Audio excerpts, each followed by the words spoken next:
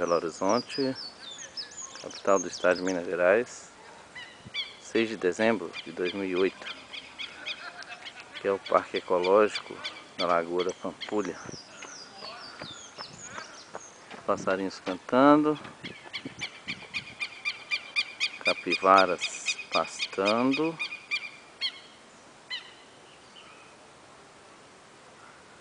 muito verde, muita paz,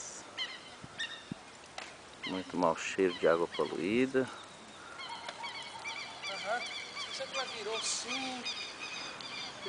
Urubu misturado com gaivota e pato.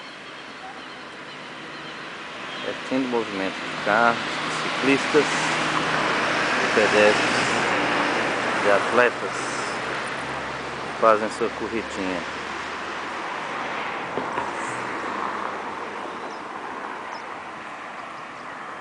Pessoal acampado ali, tomando uma geladinha.